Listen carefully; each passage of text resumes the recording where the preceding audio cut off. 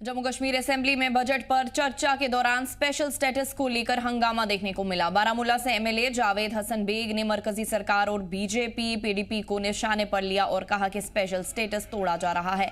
वहीं एलओपी ने कहा कि अगर उन्हें हिंदुस्तानी आइन में कहीं भी स्पेशल स्टेटस लिखा हुआ दिख गया तो वो सियासत छोड़ देंगे। इस बयान के बाद ऐवान में जोरदार हंगामा और बहस का माहौल बन गया।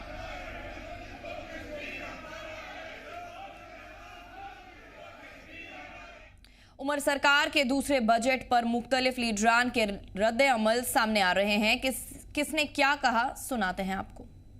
आई है, डिस्करेजमेंट आई है, परेशानी आई है, लोगों के लिए मुसीबतें आई हैं, वो बजट में है, मगर रिलीफ कहीं नहीं दिख रहा है। जहाँ तक इस बजट का ताल्लुक है, काफ़ी मायूस कुन है।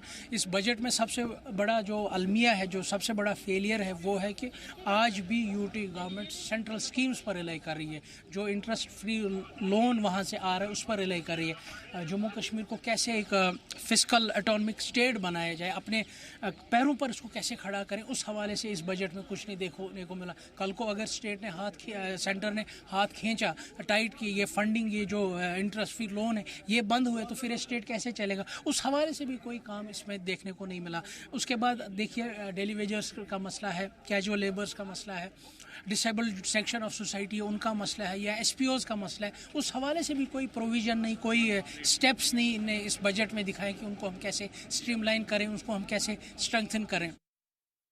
अपोजिशन तो करेगी, अपोजिशन का काम ही है अपोजिशन अपोज करना। मुझे लगता है जिस माहौल में और जिस सिचुएशन में उमर अब्दुल्ला साहब ने ये सरकार पकड़ी है और जिस माली हालत के बावजूद ऐसा बजट करना, मुझे लगता है ये काबिल तारीफ़ है।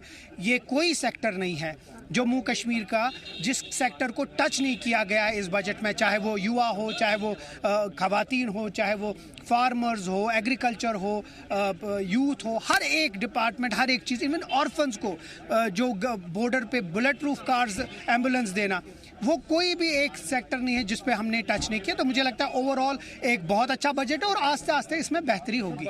देखिए, हमने पहले भी वही खदशात किए हैं कि अगर जम्मू कश्मीर, हिमाचल, जिस तरह जो हमारे एग्रीकल्चर है, हॉर्टिकल्चर है, ये सबको इफेक्ट नहीं करता तो हमें कोई प्रॉब्लम नहीं है। लेकिन हमें आश्वासन मिलना चाहिए कि जो हमारा अपना सेक्टर, हमारे जो अपने फार्मर्स हैं, हमारे अपने ऑर्चर्डिस्ट हैं, उनके ऊपर कोई दबाव न पड़े।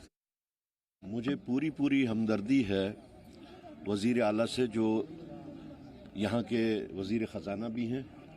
हमदर्दी इसलिए कि मैं ख़ुद से रियासत का वज़ीर ख़ज़ाना रह चुका हूँ और मुझे इस चीज़ का पूरा एहसास है कि वज़ीर ख़ज़ाना के वास्ते कोई भी बजट पेश करना ये कितना मुश्किलों से दो चार होता है ये सिलसिला, और एक बैलेंस क्रिएट करना ये भी एक बहुत बड़ी मुश्किल होती है। तो उस रंग में जो कल बजट पेश किया गया है, मेरे हिसाब से एक